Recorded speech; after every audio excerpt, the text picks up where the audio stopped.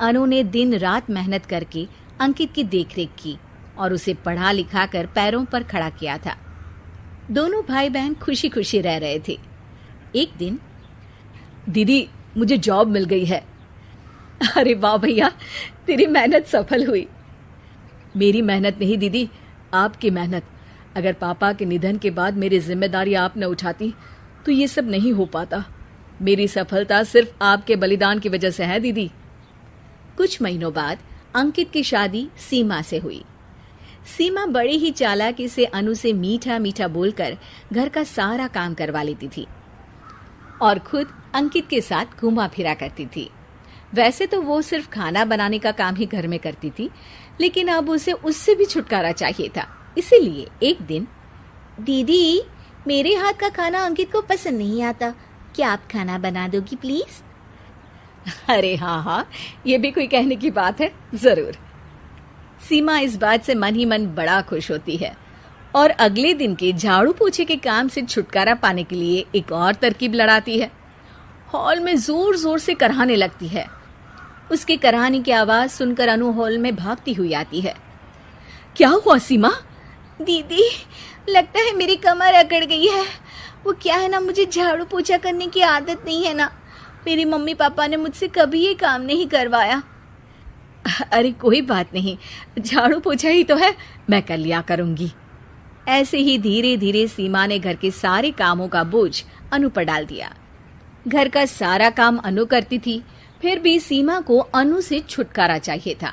इसलिए एक दिन वो अंकित के ऑफिस से लौटने से ठीक पहले ढेर सारे कपड़े लेकर धोने का नाटक करने बैठ जाती है। अरे सीमा, इतने कपड़े? अब क्या करूं, अकेली पड़ जाती हूँ, करना तो मुझे ही है ना। अरे दीदी से मदद ले लेती। अच्छा, ताकि सारा जमाना कहे कि भाभी बड़ी ननद से काम करवा रही है। और वैसे भी दीदी ने तो साफ कह रखा है मुझे कि तुम आज जो भी हो सिर्फ उनकी वजह से हो, इसीलिए अगर उनके बनाए इस घर में रहना है तो काम करना ही पड़ेगा। ये सब सुनकर अंकित को बहुत गुस्सा आ गया। उसने अनु को बुलाकर कहा, दीदी ये घर पापा ने बनाया था और इसमें मेरा भी हिस्सा है और मुझे वो चाहिए। ये सुनकर अनु को बुरा तो लगता है, मगर वो दूसरे ही दिन घर का बंटवारा करने के लिए वकील के पास चली जाती है। वहां से लौटते हुए अनु का एक्सीडेंट हो जाता है, जिससे वो दोनों पैरों से अपंग हो जाती है। अब मजबूरन उसकी पूरी देखरेख सीमा को करनी पड़ती है। एक दिन सारे कामों से थक कर सीमा अंकित से कहती है, अजी सुनते हो, अब मुझसे तुम्हारी ये बहन की सेवा ना होगी। अगर कल तक तुम इसका बंदोबस्त नहीं करते तो मैं घर छोड़कर चली जाऊंगी।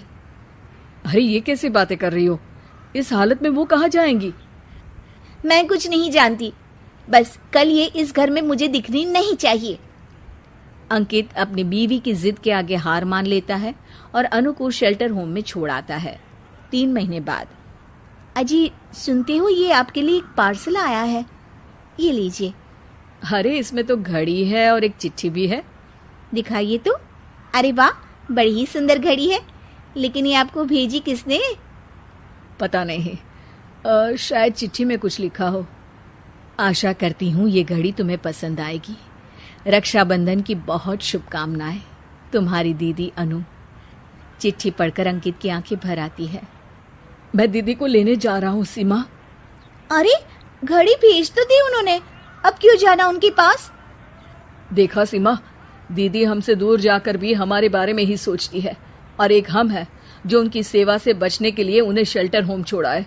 तुम्हारी बातों में आकर मुझसे ये क्या पाप हो गया? मैं जा रहा हूँ दीदी को लेने, और जब मैं वापस आऊं तो तुम मुझे हमारे घर में मत दिखना। इतना कहकर अंकित अनु को लेने निकल जाता है। वहां पहुंचकर, दीदी मुझे माफ कर दो, मैं तुम्हें लेने आया हूँ। भाई आज तो राखी है, आज तो मैं मना कर भी नहीं सकती। दोनों घर पहुंचते हैं। अरे सीमा, तुम अभी तक यहीं हो? निकल जाओ इस घर से। अरे वाह अंकित, फिर वही गलती कर रहे हो तुम। सीमा, तुम कहीं नहीं जाओगी। दीदी मुझे माफ